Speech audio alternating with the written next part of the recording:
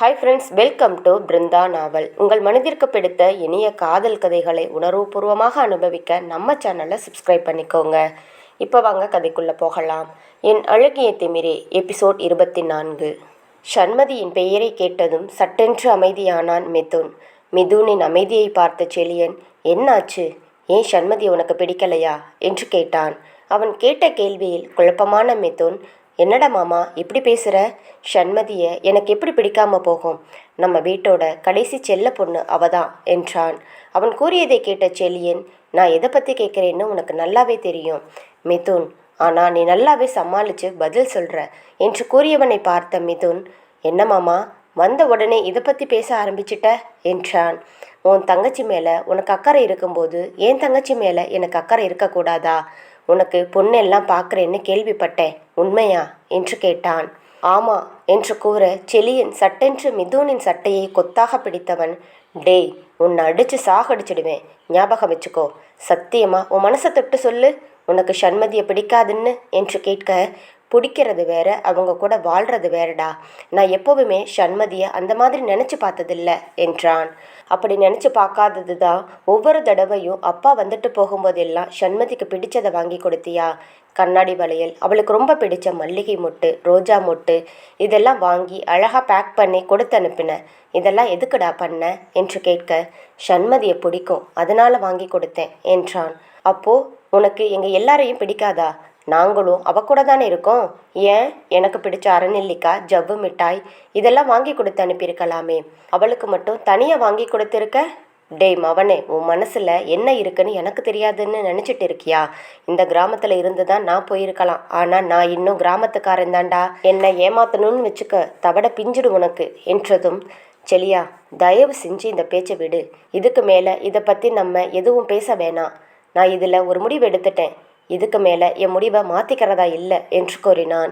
அவன் கூறியதை கேட்டு செழியன், சரிடா எப்படியோ போய் தொலை என்று கூறி அமைதியாக இருக்க, மிதுன் அவன் தோளின் மீது கையை போட்டவன், எப்படிடா இருக்க என்று கேட்டான். நடந்த அனைத்தையும் ஓரம் கட்டி வைத்து செழியன் புன்னகையுடன், நான் நல்லா இருக்கேன் மிதுன், நீ எப்படி இருக்க? வேலையெல்லாம் நல்லா போயிட்டு இருக்கா என்று பொதுவாக இருவரும் பேச ஆரம்பித்தனர். நேரம் செல்வது தெரியாமல் இருவரும் பேசிக்கொண்டே இருக்க, அரவிந்தன், என்னப்பா 2 பேரும் இப்படியே பேசிட்டு இருக்கிறதா முடிவு பண்ணிட்டீங்களா? வா வந்து சாப்பிடுங்க என்றார். அரவிந்தன் கூறியதை கேட்ட செழியன் அப்போதுதான் தன் கையில் இருந்த கடிகாரத்தை பார்த்தான். ஆமா மிதுன், பேசிட்டே இருந்ததுல மணி ஆனதே தெரியல. சரி நான் வீட்டுக்கு கிளம்புறேன், ஈவினிங் நீ வீட்டுக்கு வந்துடு என்று கூறினான். என்ன செழியா வந்துட்டு சாப்பிடாம போற? சாப்பிட்டு போ என்று மிதுன் கூற, இல்லை மிதுன் எனக்கு வேணாண்டா, நான் வீட்டுக்கு போகிறேன் என்றான். அட என்ன மாப்பிள்ள, வந்துட்டு இப்படி சாப்பிடாதா போவீங்க? வாங்க முதல்ல வந்து சாப்பிடுங்க என்று கூறி அவனை வலுக்கட்டாயமாக இழுத்து கொண்டு செல்ல, அங்கு மல்லி அனைவருக்கும் உணவு தயாராக வைத்திருந்தாள். மல்லியை பார்த்த செழியன், அத்தை அம்மா எங்கே என்று கேட்க, பாதியிலேயே அண்ணன் வந்து வசந்தியை கூட்டிகிட்டு போயிட்டாரு செழியா. வசந்தி உன்னை அப்புறமா வீட்டுக்கு வர சொன்னா என்று கூற, மாமா அம்மாவும் வீட்டுக்கு போயிட்டாங்க, நான் வீட்டுக்கு போகிறேன் என்று செழியன் கூற, அட என்ன செழியா வந்துட்டு சாப்பிடாம போற, சாப்பிடு என்று கூறினாள் மல்லி. தன்னை விடமாட்டார்கள் என்று தெரிந்த செழியன் சென்று கை கழுவி வந்து சாப்பிட அமர்ந்தான். அரவிந்தன், எங்கம்மா தாரிகாவை காணோம் என்று கேட்க, செழியா நீ தாரிகாவை பாத்தியா? பயங்கரமாக வளர்ந்துட்டா, சரியான வாழுத்தனம் பண்ணுறா, இந்த ஊரையே 2ஆக்கிட்டு இருக்கா என்று மிதுன் கூற செழியன் புன்னகைத்தான். செழியன் தாம்பா தாரிகாவை கூட்டிட்டு வந்துச்சு என்று மல்லி கூற, அட பாவி, அந்த வாயாடிய வாடா கூட்டிட்டு வந்த, எப்படிடா சமாளிச்ச என்று மிதுன் கேட்க, என்கிட்ட அவ எதுவுமே பேசலடா, அமைதியாத்தான் வந்தா என்றான் செழியன். சின்ன வயசுலேயே உன் பேரை சொன்னாலே பயப்படுவா மாப்பிள்ள, இப்போவும் அப்படித்தான் இருக்கா போல என்று அரவிந்தன் கூற, இப்போ என்னம்மா பண்ணுறா அவ? இருக்காளா இல்லையா என்று மிதுன் கேட்க, அவ ரூமில் தாண்டா இருக்கா என்றாள் மல்லி. அரவிந்தன், தாரிகா தாரிகா என்று அழைக்க, தாரிகா அரைக்கதவை திறந்து கொண்டு வந்தவள் அங்கு அமர்ந்து சாப்பிட்டு கொண்டிருக்கும் செழியனை பார்த்து அதிர்ச்சி அடைந்தாள். தாரிகா தன்னை மறந்து செழியனை பார்த்து கொண்டிருக்க, ஆனால் செழியன் அவளை சட்டை செய்யாது சாப்பிட்டு கொண்டிருந்தான். தாரிகா சிலையாக நின்றிருந்ததை பார்த்த அரவிந்தன், ஏமா அங்கே நின்றுட்டு இருக்க, இங்கே வந்து மாப்பிள்ளைக்கு சாப்பாடு போடு என்று கூற, தாரிகா ஏதும் கூறாமல் அமைதியாக வந்து அவனுக்கு சாப்பாடு போட, செழியன் அவளை நிமிர்ந்து கூட பார்க்காமல் போதுங்க என்றான். அதை கேட்ட மிதுனுக்கு, என்னடா மாமா, இவளுக்கெல்லாம் மரியாதை கொடுத்துட்டு இருக்க என்று கிண்டல் செய்ய மிதுனை முறைத்த தாரிகா தன் ஒற்றை கையை நீட்டி கொன்னுடுவேன் என்பது போல செய்கை செய்தாள். 2 பேரும் ஆரம்பிச்சிடாதீங்க. செலியா, நவீனும் காவியாவும் எப்போ வருவாங்க? திருவிழா வேற வரப்போகுது என்று மல்லி கேட்க, அவங்க 2 பேரும் நாளைக்கு மறுநாள் வந்துடுவாங்க அத்தை. அப்பா அவங்கள சீக்கிரமாகவே வர சொல்லியிருக்காரு. எல்லாருக்கும் துணி வேற எடுக்க போகணும் இல்லை என்று கூறினான். ஆமாம், எல்லாருக்கும் துணி எடுக்கணும்டா. தாரிகா எல்லோரும் ஒரே கலரில் ட்ரெஸ் போடலாம்னு சொல்லிட்டு இருந்துச்சு. அப்படித்தானே தாரிகா என்று மிதுன் கேட்க, அவள் ஆமாம் என்று தலையாட்டினாள். ஏண்டி, வாயை திறந்து பேசுனா என்ன முத்தா கொட்டிடும் என்று மல்லி அவளை திட்ட, திருவிழாவுக்கு ஒரே கலரில் ட்ரெஸ் போட்டால் நல்லா இருக்கும் என்று அமைதியாக கூறினாள். செழியன் அவள் முகம் பார்க்காமல் மிதுனை பார்த்து, இதுவும் நல்ல ஐடியாவாக தாண்டா இருக்கு. நம்ம எல்லாரும் ஒரே கலரில் ட்ரெஸ் போடலாம், எல்லோரும் கடைக்கு போய் துணி எடுத்துட்டு வந்துடலாம் என்று கூறியபடி சாப்பிட்டு முடித்தான். சாப்பிட்டு முடித்த செழியன் பின்புறமாக எழுந்து சென்று கை கழுவ மல்லி, தாரிகா செழியனுக்கு துண்டு எடுத்துக்கொடு என்று கூற, தாரிகா துண்டை எடுத்துக்கொண்டு பின்புறமாக நிற்க கை கழுவிய செழியன் அவளை கண்டு கொள்ளாது கடந்து சென்றான். தாரிகா துண்டு என்று கூற செழியன் அவளை திரும்பி பார்க்காமல் கையை நீட்ட, தாரிகா அவன் கையில் துண்டை கொடுக்க அதை துடைத்தபடியே உள்ளே சென்றான். அவன் செயலை பார்த்த தாரிகாவுக்கு தான் என்னமோ போலிருந்தது. வீட்டுக்குள் வந்த செழியன், சரி மாமா, நான் வீட்டுக்கு கிளம்புறேன். மிதுன், நீ சாயங்காலமாக வீட்டுக்கு வந்துடு என்றான்.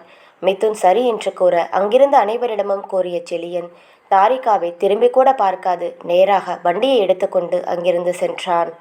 அரவிந்தன் வீட்டிலிருந்து வந்த செழியன் எங்கு செல்வதென்று தெரியாமல் நேராக அவர்களின் குலதெய்வ கோவிலில் ஒட்டியுள்ள ஆற்றங்கரையில் சென்று அமர்ந்தான். அவன் மனம் ஏனோ எதிலும் ஒட்டாமல் இருந்தது. எதையோ நினைத்தபடி அமைதியாக அமர்ந்து கொண்டிருந்தான். மாலை நேரம் வர செழியன் அங்கிருந்து தன் வீட்டிற்கு சென்றான். செழியன் வீட்டுக்குள் வந்ததை பார்த்த வசந்தி, டேய் செழியா, சாப்பிட்டு போடா என்று குரல் கொடுத்தாள். வேண்டாமா, மதியம் அரவிந்தன் மாமா வீட்டில் சாப்பிட்டதே வயிறு ஒரு மாதிரியாக இருக்குது, எனக்கு சூடாக கொஞ்சம் பால் மட்டும் கொடு என்று கூறியபடி தன் அறைக்கு சென்றான். செழியன் கேட்டது போலவே வசந்தியும் அவனுக்கு பால் எடுத்து கொண்டு வந்து கொடுக்க அதை வாங்கிய செழியன் குடித்துவிட்டு அமைதியாக மெத்தையில் படுத்தான். கண்களை மூடி படுத்திருந்தவன் நினைவில் முழுவதும் தாரிகா மட்டுமே இருந்தாள். நேற்று அவளிடம் வம்பு செய்தது என்று அவள் தன்னிடம் கூறியது என்று அனைத்தையும் நினைத்து பார்த்தவனின் மனம் சொல்ல முடியாத வலியை உணர்ந்தது. செழியன் மெல்ல தன் கண்களை திறந்தவன் ஜன்னல் வழியாக தெரியும் நிலாவை பார்த்தபடி, எனக்கு நம்பிக்கை இருக்கு தாரிகா, கண்டிப்பா நீ என்கிட்ட வருவ, என்னை காதலிக்கிறேன்னு சொல்லுவ, அதுவரை நான் உனக்காக காத்துக்கிட்டு இருப்பேன் என்று கூறி கண்களை மூடி உறங்க. ஆனால் அங்கு தாரிகாவுக்குத்தான் உறக்கம் என்பதே இல்லாமல் போனது.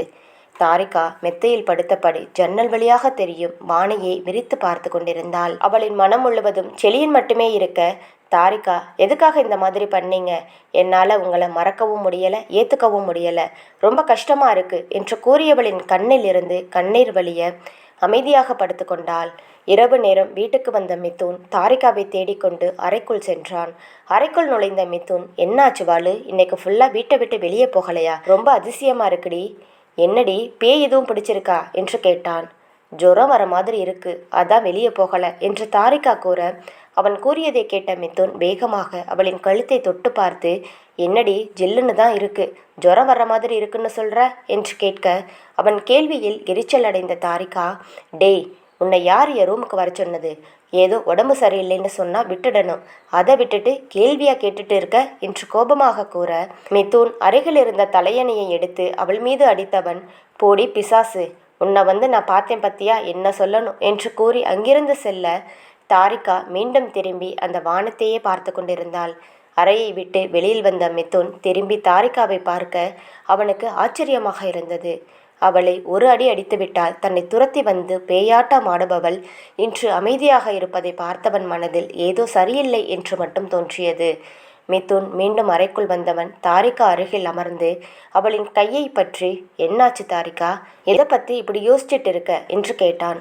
ஒன்றுமில்லண்ணா, சண்மதி பற்றின உன் முடிவை நீ மாற்றிக்க கூடாதா என்று கேட்க, தாரிகா, இப்போ படுற கஷ்டம் பிற்காலத்தில் மாறிடும், ஆனால் நானும் சண்மதியும் கல்யாணம் பண்ணால் வாழ்க்கை முழுசும் அவள் கஷ்டப்படணும், அதனால் இப்போ படுற கஷ்டத்தை பெருசாக நினைக்கக்கூடாதுடா என்று கூற, அதற்கு மேல் ஏதும் பேசாமல் தாரிகா அமைதியாக இருக்க, தாரிகா, இத்தோட இந்த பேச்சை எடுக்கக்கூடாது என்று கூறியவன் அங்கு நிற்காமல் வெளியில் செல்ல, நீ சாதாரணமாக சொல்லிட்டன்னா, ஆனால் என்னால் ஏனோ அந்த மாதிரி சொல்லவே முடியலை, செலியனை பார்த்தா மட்டும் என் மனசு நான் சொல்கிறத கேட்கவே மாட்டேங்குது. எனக்கு ரொம்பவே பயமாக இருக்குது என்று கூறியவள் அமைதியாக மெத்தையில் சென்று படுத்துக்கொண்டாள். செலியன் சிறிது நேரம் உறங்கியவள் திடீரென்று கண்விழிக்க மீண்டும் தூக்கம் வரவில்லை. மெதுவாக வெளியே வந்தவன் பால்கனியில் நிற்க அப்போது அங்கு மதன் வந்தான். செலியன் அமைதியாக இருக்க, அண்ணா என்னாச்சு, ஏன் ஒரு மாதிரியா இருக்க, நீ எப்பவும் இந்த மாதிரி இருக்கவே மாட்டியே, என்ன பிரச்சனை என்று கேட்க, எனக்கே தெரியல மதன், இதெல்லாம் எனக்கு ரொம்பவே புதுசாக இருக்குது. எனக்கு இந்த மாதிரி இருக்கிறது சுத்தமாக பிடிக்கல. இருந்தாலும் வேற எதுவும் செய்ய மனசு ஓட மாட்டேங்குது என்றான்.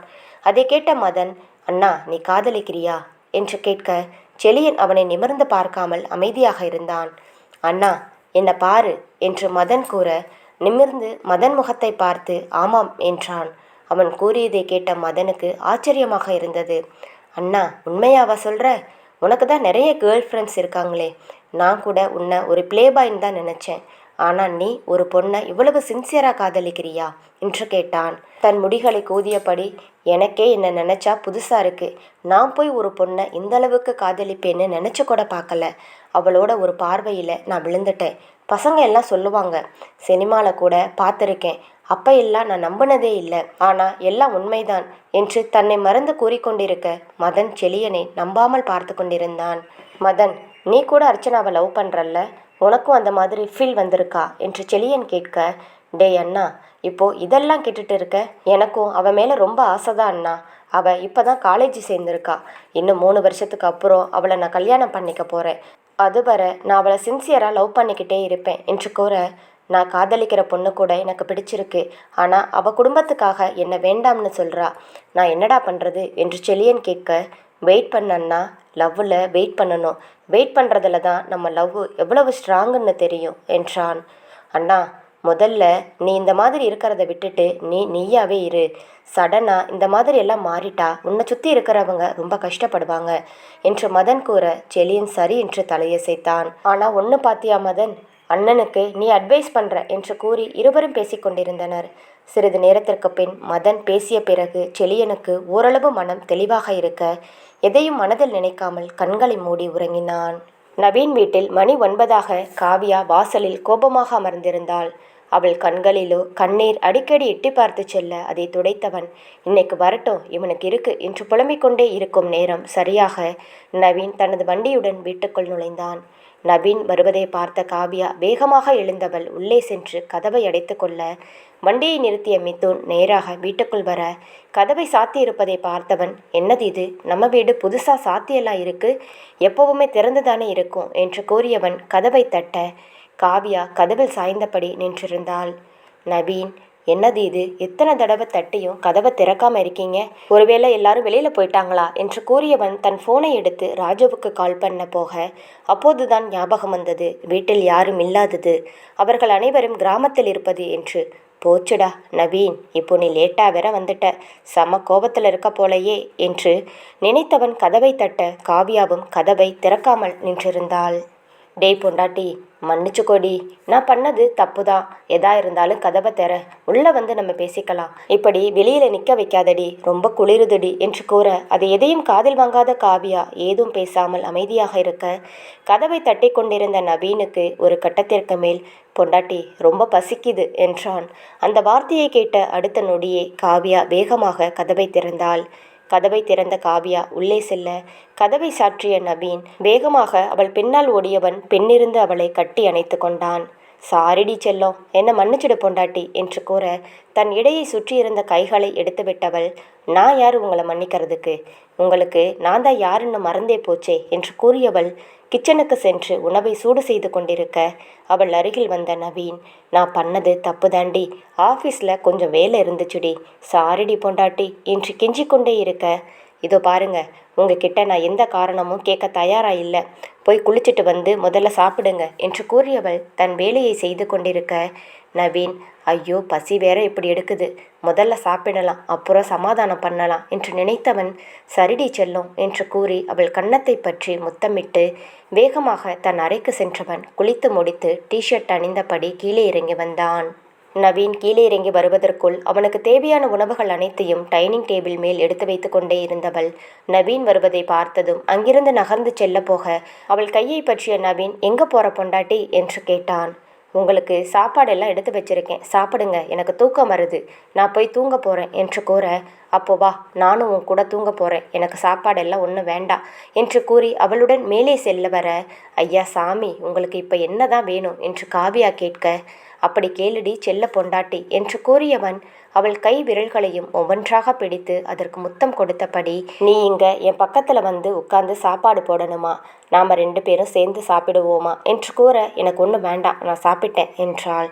மிதுன் அவள் தாடியை பற்றி தன்னை பார்க்க செய்தவன், என்கிட்டயே போய் சொல்றியா, என் பொண்டாட்டி பற்றி எனக்கு தெரியாதா, நான் இல்லாமல் நீ சாப்பிடுவியா, இப்பெல்லாம் எனக்காக நீ காத்திருந்து தான் சாப்பிட்ற, எப்போவுமே நம்ம 2 பேரும் சேர்ந்து தானே சாப்பிடுவோம் என்று கூறிக்கொண்டிருக்க, காவியாவின் மனமோ அவன் பேசியே உன்னை மயக்க பார்க்கறான், அவன் கண்ணை மட்டும் பார்க்காத என்று கூறிக்கொண்டிருக்க, தன் தாடையை பற்றி இருந்த கையை தட்டிவிட்டவள் நேராக டைனிங் டேபிள் சென்று அமர்ந்தாள். அவள் செயலை பார்த்து புன்னகைத்தவன், சும்மா சொல்லக்கூடாது, கோபத்தில் கூட என் பொண்டாட்டி ரொம்ப அழகா இருக்கா என்று கூறியபடி அவள் அருகில் வந்து அமர்ந்தான். காவியா ஏதும் பேசாமல் அவளுக்கு தட்டில் உணவு எடுத்து வைத்து கொண்டிருக்க, நவீன், செல்லக்குட்டி, எனக்கு தெரியும் நான் பண்ணது தப்பு தான், லேட்டாக வந்திருக்க கூடாது என்றான். இதோ பாரு மாமா, நான் உன் மேலே கொள்ள வெறியில் இருக்கேன், உனக்கு தெரியுமா என்று காவியா கூறிக்கொண்டே இருக்க, நவீன் அவளை பேச விடாமல் தட்டில் இருந்த சாதத்தை பிசைந்தவன் அதை எடுத்து அவளுக்கு ஊட்ட ஆரம்பித்தான். காவியா அவனை முறைத்தபடி சாப்பிட்டு முடிக்க, நவீன் சாப்பிடும் வரை காத்திருந்தவள் அவன் சாப்பிட்டு முடித்ததும் அனைத்தையும் எடுத்துக்கொண்டு கிச்சனுக்குள் வைக்க சென்றாள். அவள் பின்னால் வந்த நவீன் சட்டென்று தன் 2 கைகளால் அவளை தூக்க, மாமா என்ன பண்ணிட்டு இருக்க, விடு என்று கத்திக்கொண்டே இருக்க, அவள் கத்துவதை காதில் வாங்காத நவீன் அவளை நேராக படுக்கை அறைக்குள் அழைத்து சென்றவன் மெத்தையில் அமர்ந்து அவளை தன் மடியில் அமர்த்தி கொண்டான்.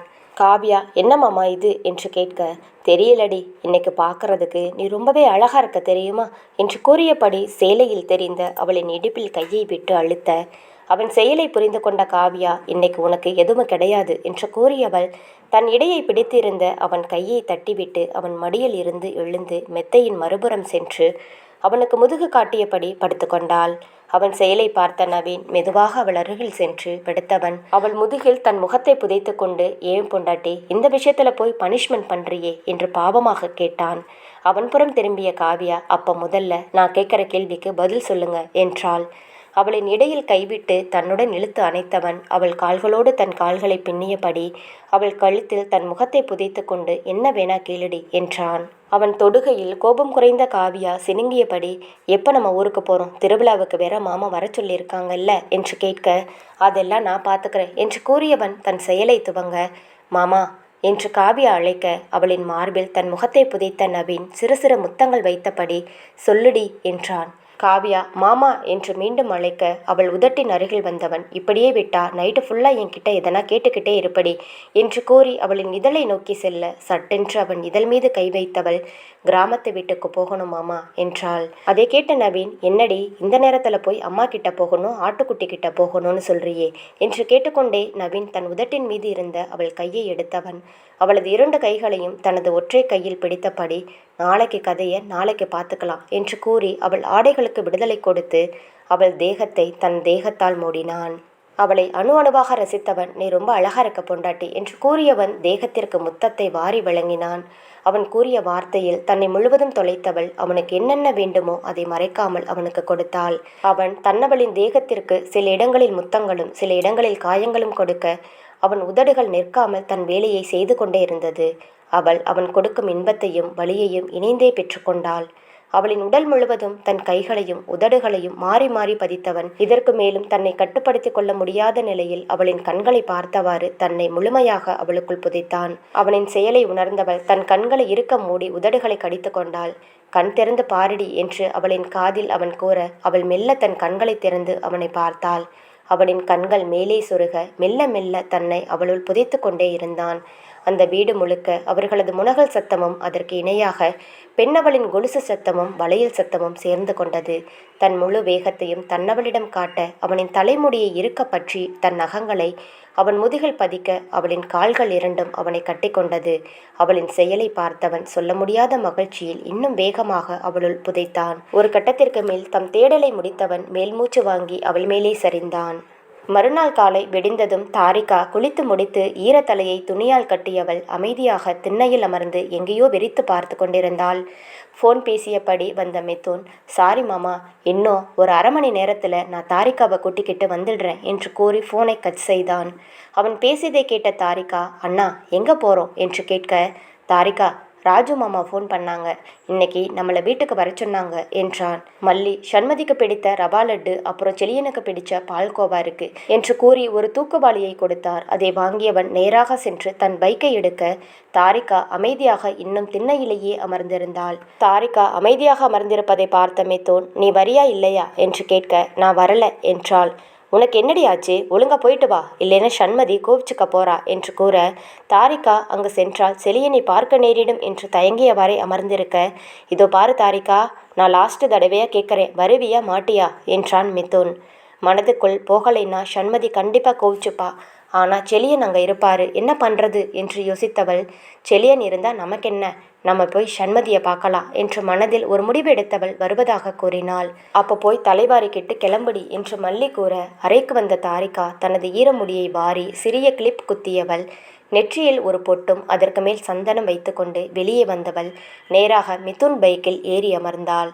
மிதுன் கண்ணாடி வழியாக அவள் முகத்தை பார்த்தவன், என்னாச்சு தாரிகா, ஏன் ஒரு மாதிரியா இருக்க என்று கேட்க, அதெல்லாம் ஒன்றுமில்லை என்று அவன் புறம் திரும்பாமலேயே பதில் கூறினாள். என்ன ஆச்சு என்று நினைத்தவன் பைக்கை எடுக்க தாரிகா செலியனை பார்த்தால் என்ன நடக்கும் என்ற பதட்டத்துடனே அவனுடன் சென்றாள். வீட்டுக்குள் அனைவரும் பேசிக்கொண்டிருக்க மிதுன் தாரிகா இருவரும் வீட்டுக்குள் வந்தனர். அவர்கள் வீட்டுக்குள் வருவதை பார்த்த ராஜு, சண்மதி அங்கே பாரு யார் வந்திருக்காங்க என்று கூற சண்மதி திரும்பி பார்க்க அங்கு மிதுனும் வருவதை பார்த்தவள் புன்னகையுடன் அவர்களை நோக்கி சென்றாள்.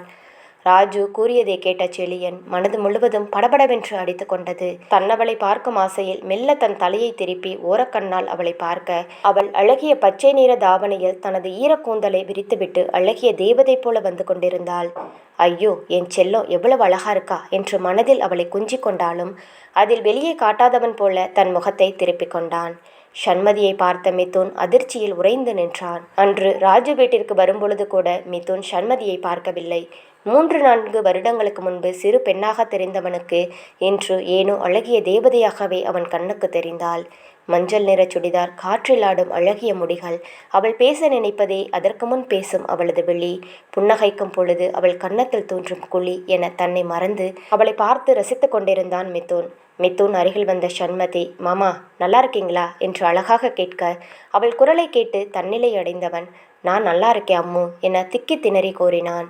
சண்மதி மிதுன் அருகில் நின்று கொண்டிருந்த தாரிகாவை கட்டி அணைத்தவள், ஐயோ இன்னைக்கு ரொம்ப அழகா இருக்க தாரிகா என்று கூறி அவள் கன்னத்தை கிள்ளினாள். அதை கேட்ட தாரிகா, நீ கூட ரொம்ப அழகா இருக்க சண்மதி என்றாள். மிதுன் சண்மதியை பார்த்து கொண்டிருக்க சண்மதி தாரிகாவுடன் பேசியபடி அவளது கையை பிடித்து அழைத்து கொண்டு உள்ளே சென்றாள். மிதுன் சிலையாக நிற்பதை பார்த்த குணா அவன் முதுகில் தட்டியவர், என்னடா என்னமோ இப்போதான் சண்மதியை பார்க்குற மாதிரி பார்க்குற என்று கேட்க, அது ஒன்றும் இல்லைப்பா, இது நம்ம சண்மதியா, இவ்வளவு பெரிய பொண்ணா வளர்ந்துட்டு இருக்கா, என்னால் நம்பவே முடியலை என்றான். குணா அவனை பார்த்து முறைத்தவர், ஏண்டா அவள் என்ன சின்ன குழந்தையா, அவளுக்கு கல்யாணம் பண்ணுற வயசு வரப்போகுது என்று அழுத்தமாக கூறினார். மிதுன் சட்டென்று தன்னிலை அடைந்தவன், குணா அப்பா இந்தாங்க, இதை சண்மதிக்கு கொடுங்க, அம்மா கொடுத்து அனுப்புனாங்க என்று கூறி அவனிடம் கொடுக்க அதை வாங்கிய செலியன், அப்ப எனக்கு எதுவும் கொடுக்கலையா என்றான். செலியா, உனக்கு கூட அம்மா பால்கோவா கொடுத்துருக்காங்க என்று கூற எனக்கு பால்கோவா ரொம்ப பிடிக்கும் என்று கூறியபடியே அதை பிரித்து வேகமாக சாப்பிட ஆரம்பித்தான். அவன் செயலை பார்த்து அங்கிருந்த அனைவரும் சிரிக்க குணா ராஜு தங்கள் பிள்ளைகள் பெரியவர்களாக வளர்ந்தது எண்ணி ஆச்சரியமாக பார்த்து கொண்டிருந்தனர். சண்மதி, அர்ச்சனா, தாரிகா மூவரும் ஒரு அறையில் இருக்க செலியன், மிதுன், மதன் இவர்கள் மற்றொரு அறையில் இருந்தனர். அப்புறம் மிதுன் எல்லாம் நல்லபடியாக போயிட்டு இருக்கா என்று செலியன் கேட்க, நல்லா போயிட்டு இருக்கு மாமா, தாரிகாவுக்கு மாப்பிள்ளை பார்த்துட்டு இருக்கேன், யாருன்னா பொண்ணு கொடுத்து பொண்ணு எடுக்கிற மாதிரி இருந்தால் டக்குன்னு முடிச்சிடுவேன் என்றான்.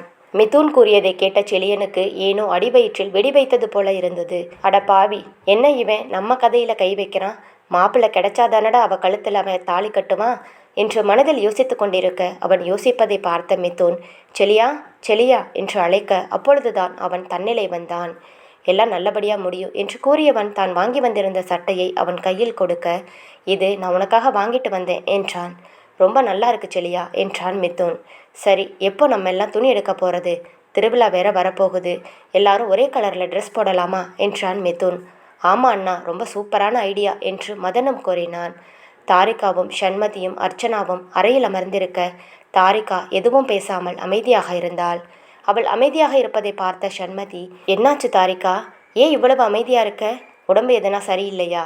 முகம் கூட ரொம்ப கவலையா இருக்கே என்று கேட்க, அது ஒன்றும் இல்லை சண்மதி என்றாள். மிதுனும் செலியனும் மதனும் மூவரும் சண்மதி அறையை நோக்கி வர தாரிகா சட்டென்று மெத்தையிலிருந்து எழுந்து நின்றாள். தாரிகா நிமிர்ந்து செலியனை பார்க்க செலியன் தன் முகத்தை திருப்பி கொண்டான். சண்மதி செலியனை பார்த்து, எனக்கு எல்லாமே தெரியும், நீதான் அவளை ஏதோ பண்ணியிருக்க, பாவம் முகத்தை பாரு எவ்வளவு டல்லா இருக்குன்னு என்று கூற செலியன் அவள் முகத்தை அப்பொழுதுதான் உற்று பார்த்தான்.